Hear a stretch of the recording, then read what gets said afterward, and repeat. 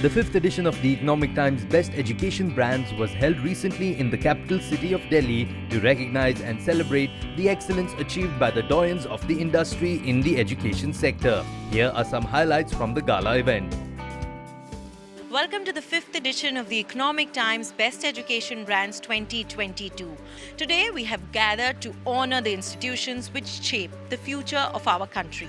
These are institutions which mold the young minds to become leaders of tomorrow. I'd like to thank our knowledge partner, Deloitte. May I thank our research partner, Rinab Research. I'd also like to thank our supporting association, Yuva, UNICEF. May I thank our strategic partner, ET Insight, our media partner, Higher Education, and of course, we bring to you this show by ET Edge. We'd like to begin by starting with our keynote address on powering education, empowering the nature, building India as a knowledge superpower. Please extend a very warm welcome to Mr. K.K. Agarwal, Chairperson, National Board of Accreditation. Friends, education is going through a great transformation in the country at the moment. At least we have realized that we need a transformation. We need a change, and that is why in the new education policy, we have so many changes listed for the day. Friends, I welcome the efforts of the organizers this morning to spot out the real innovative stories in the brands for the field of education, because that is where we really miss. In this country, we have had a culture of not talking about our success stories too much. And that's a wrong thing to do. We must promote success stories for others to follow. And therefore, I'm very happy to be here this morning. And I thank you very much for giving me this opportunity and wish all the very best and congratulate all the award winners. Thanks a lot. I'd like to extend a very warm welcome to our guest of honor. Please put your hands together as I extend a warm welcome to the Chairman of All India Council for Technical Education, Mr. Anil Sahasrabudhe. We welcome you, sir. Namaskar.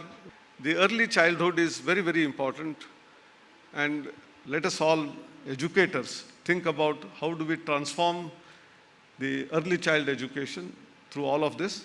And in the last session, there were a lot of things about skills. They start from the 6th standard onwards, and it brings in two things. One is the value of the labor, dignity of labor, how difficult it is, it will be realized by the child. And in the future, even if you are doing a white-collar job, you have respect for a blue-collar job person. And that is very, very important, dignity of labor.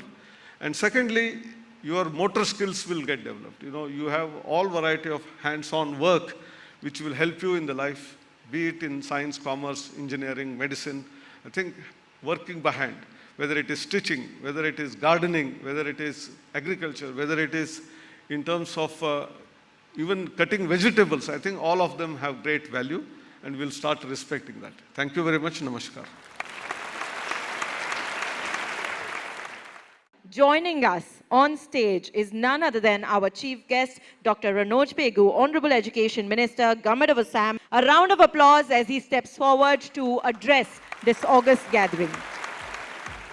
Thanks the Economic Times for inviting me to this event. I come from Assam, which is more diverse, and we run school education in as many as 9 language mediums because of our diversity. And to add on that, the NEP 2020, it envisages education in mother tongue or home language, particularly in pre-primary and primary education. And we have n number of such dialects, home language or mother tongue in Assam, and which we have already decided to implement. Honorable Education Minister of India, Dharmendra Pradhanji, while visiting Assam, declared that Assam would be the language laboratory of the country, and he has asked us to make experiments and create model for other states to follow, and that we are doing. Under NEP 2020, we have already notified restructuring our school system. I am very hopeful that the NEP 2020 is giving us a good direction of restructuring our education system. So I am very hopeful that this will change the situation, and I invite all of you you are free to make any suggestions which you think are very important for a state like Assam, and we are very open-minded to accept your important, valuable suggestions so that we can improve the situation in Assam. With these words, thank you very much. Thank you all of you, and once again, thanks to the Economic Times for inviting me here. Have a good day. The event also witnessed a power-packed panel discussion where the industry leaders discussed the topic of significance of e-learning, blended learning and distance education. Here are some high points from the discussion. As we kick off the session, and I think Mr. Agarwal has sort of laid the context very well. EdTech has been one of the buzzing sector, and technology has been the thrust of the sector. However, and COVID has obviously taught all of us a lot of lessons. Coming out of COVID, we are seeing a lot of sort of new aspects for the EdTech space as well.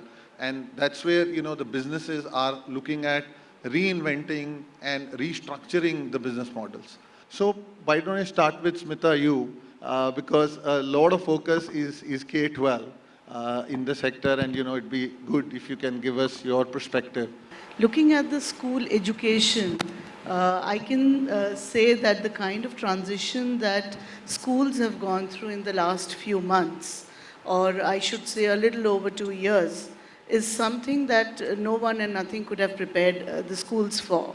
Today, as everything is opening up, schools are opening up, the whole scenario is once again changing. The students who returned to school are not the same students who went in the pre-COVID times. There are so many differences, huge disciplinary issues, mental, emotional problems, which I don't think the screen is equipped to solve them. They need a person-to-person contact, and while e-learning, blended learning are very much to stay and progress, I think the challenges for the schools have just begun. If I zoom out a bit, I see the pandemic has changed lives for everybody. On the other hand, what we also found that the businesses got changed tremendously.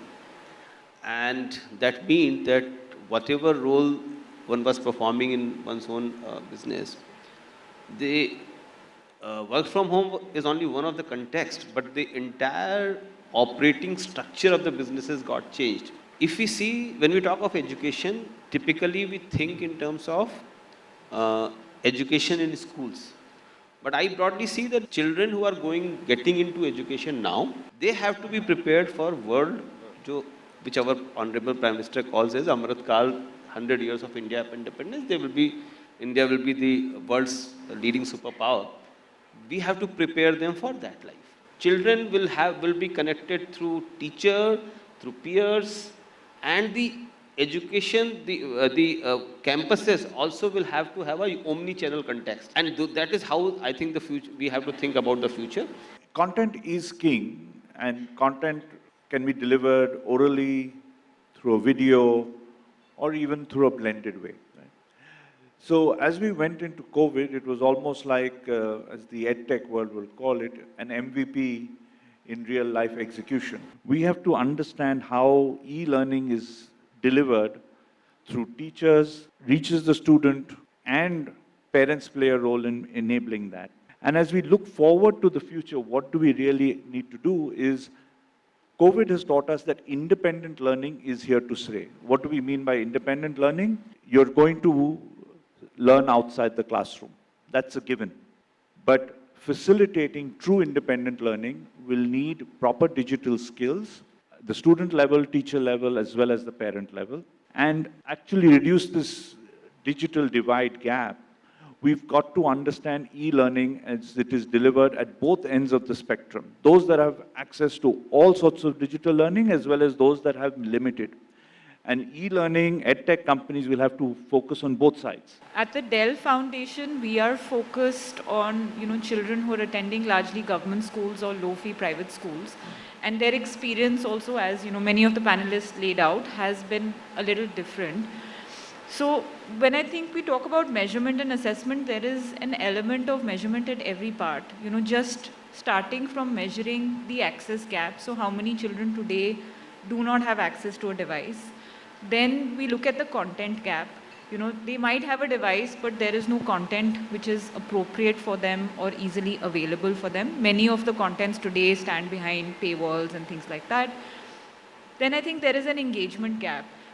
So for example, last year we had supported a large collaborative called the Bharat EdTech Initiative, in which many EdTech players, lots of non-profit partners, folks on the ground had come together to say we will provide free subscriptions to children. Despite a lot of effort to drive usage, we were still seeing only about 25 to 30% of the children actually engaging with the material, even though it was for free, right? So I think affordability or cost is not just the only challenge. We have to also measure and understand where there are gaps in product and what are the steps that need to be taken to make children engage more meaningfully with EdTech. I represent a national mission that was announced in 2019 budget.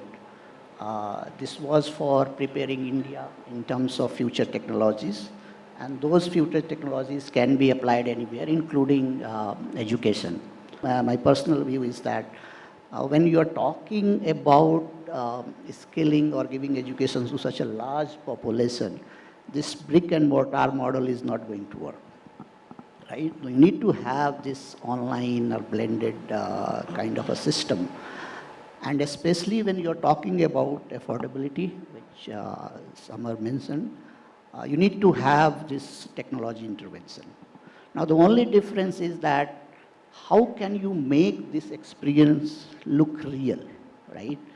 And there are technologies being developed that will make this e-learning process more engaging. It can also help you to personalize it as per the need of the student, and there AI and ML can help.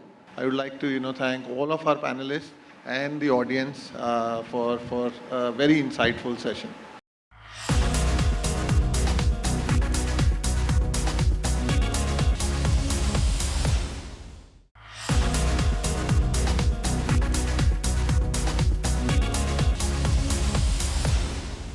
The event also unveiled the Economic Times Best Education Brands Coffee Table book, which covers the success stories of those brands who have created a name for themselves and their organizations with their path-breaking ideas, especially during these challenging times.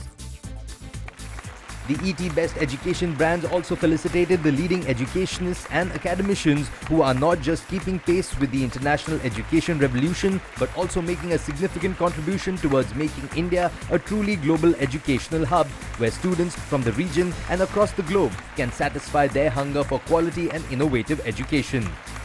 Please put your hands together for Alliance University. May I request all of you to please put your hands together as we acknowledge UPS Learning right here on stage. The Economic Times Best Education Brand, Geetam, deemed to be university. Please put your hands together. May I request all of you to please put your hands together for the Economic Times Best Education Brand, Indus Business Academy, IBA, Bangalore. Please extend a warm welcome to the Economic Times Best Education Brand, NL Dalmia Educational Society. Please extend a very warm welcome to Siva Sivani Institute of Management as we pass on our best wishes to yet another brand. Next in line was a series of special addresses by the leaders of the top educational institutions across India. Let's hear what they said about the education scenarios in India and how they are evolving as an institution and preparing future students.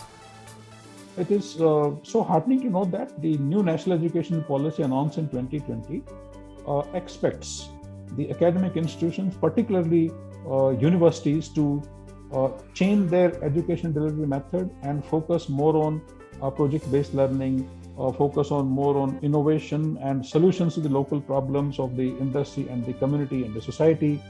And I'm sure this will also go a long way in making our education more relevant, wherein the students become more employable, more skilled, and indirectly we solve the problem of unemployability of graduates as well. The educational institutions should focus on the individuals to learn for finding the solutions for the challenges that the entire world is facing.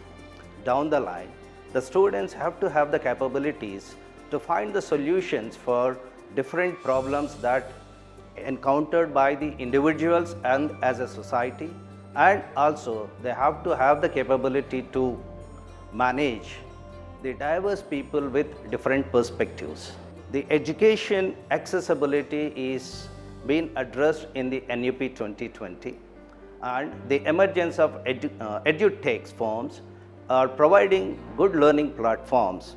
Hope that these edutech firms, with the support from the government, would make education accessible to every citizen of the country, and NUP envisaging that the gross enrollment ratio should go up by 2030.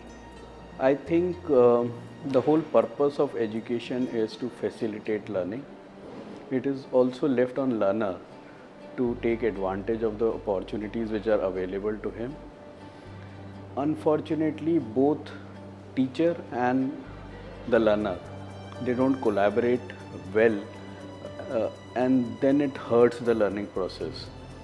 So my whole stake on this is both the parties have to be very serious about this. When a teacher is teaching, for 1 hour teaching, ideally they should prepare for 4 hours. Before they deliver, they should do a good groundwork. They should also understand that they have to keep the learner engaged for a long term, so that they grasp and take the learning inside and give also the opportunity to practice that. Until any learning which is learned is not practiced, I don't see any use of that in long run. The first and foremost, we should train the teachers. Unfortunately, teachers, they don't use right tools and techniques to teach students. Understand but what has to be done, so that the communication is two-way. So some of the best universities in the world, when they say we teach case study methodology, we use all these things and stuff, the idea is that knowledge is shared. It's not always that student has to learn. There are a lot of things which come from students which teacher has to take in from them. So learning has to be two-way, and until students challenge faculty from their own research before they come for the class, I don't think that is going to happen. So these are some of the practices which have to be forced into the education system. Times are changing rapidly. In fact, exponential change that is happening around us, thankfully, is reflecting on our education as well. So 21st century skills is what we were talking about for years. We were talking of the 3 C's: collaboration, communication, critical thinking, allowing problem solving to happen in children, so that by the time they are, how can we be knowledge creators, not just consumers of knowledge, but also how do we create knowledge. So for that, the skills that are required have to be emphasized on. So blending with technology, education is moving leaps ahead, and we're leapfrogging into another level, and in the coming 10, 15, 20 years, hope to see huge strides being made, not just in the way teaching learning processes happen, but in the way evaluation would be conducted. Because evaluation will ultimately, that is what sets the platform for bringing about any kind of change in the teaching learning processes. Well, the education sector is evolving in a major way. One of the significant things that are happening is multidisciplinarity. So we used to have very rigid structures. So an engineering student would learn only engineering, a business student would learn only business. Today what we are doing is we are encouraging students to take up courses in other disciplines of their choice, which probably encourages them to explore other dimensions of education and have a more holistic educational experience. The other thing that is probably changing in a very significant way is outcome-based education. So there was a time when education was very much input-driven. So teachers would teach what they knew. Today, the education system is oriented towards specifying specific outcomes that will be there from the education system. And the evaluation system is also geared towards outcome-based education as opposed to input-based education. UFS as a company started 5 years ago in June 2017 with a classroom-first, curriculum-focused approach. Our intent or belief has been you can create an impact with 800 to 1200 students in a school if you work with them. Because of this belief, today we work with more than 7,500 schools in India. We are the largest school-focused distribution platform, and the patronage of schools keeps on going higher, deeper engagement with students, and how can we help teachers so that they can teach students in a much more effective way. We believe in integrating what's being taught in classroom to what a student does at home, so that there is a much more continuum and much more relevance to a student's learning or teaching environment. What we have done at Alliance University is try and see how transdisciplinarity can be brought into education, because that's where you truly take away the boundaries of disciplines where students learn in silos. Now with transdisciplinarity and certain measures and practices that you can adopt can bring in students the learnings from across domains, and that's truly what the companies today require students to do. Mentoring also is one of the best practices that can cut across any program, be it undergraduate or postgraduate. But I think mentoring is something that is also very, very important in today's context. I feel that technology is going to be a real, will play a real role in the ever-changing world of technology. With technology, there will be a lot of personalization and customization, which will make the student be in the center of the stage, and learning will be as per the pace and the demand of the student. And with the right ingredients such as research, such as focusing on the right kind of projects, focusing on getting good quality of patents, focusing on publications which are Scopus Index, focusing on recruiting the right quality of faculty, and most importantly, a student looks for an ROI on the fees that he pays. So placements play a key role in the success of any institution. So I feel that if you have all these ingredients in place, the university and the student is bound to win. We at Bhawanipur have tried to develop certain skills which, no matter how the world evolves, those skills will endure. For example, we have emphasized team building, we have emphasized responsiveness to the social requirements, and we have emphasized people to come in person and stretch the limits and frontiers of whatever they have come across. So therefore research. So well friends, I think Bhawanipur in the last couple of years has done this pretty well. And as the Dean of the Bhawanipur College, I can assure you that the days ahead are going to be challenging. But if these are the skills that we look forward to, including creativity, then I think that the future holds good promise for all of us. The 5th edition of the Economic Times Best Education Brands culminated on a high note. This 5th edition is a reminder that year after year, the Economic Times will keep the flame alive and keep tracking the footprints of the education evangelists of India.